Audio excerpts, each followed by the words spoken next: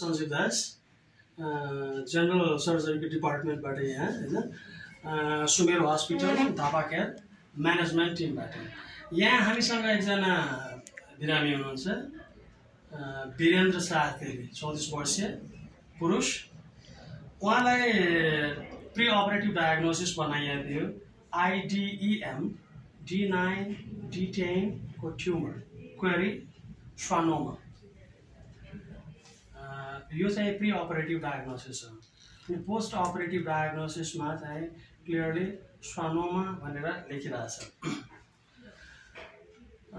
उहाँलाई हाम्रो हस्पिटलमा अर्थोपेडिक्स टिम 1 ले जसमा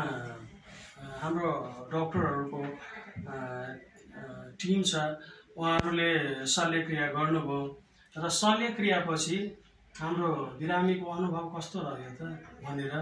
हामीले सानो इन्टरभ्यु ल्याछौँ हामी पेशेन्टसँग हामी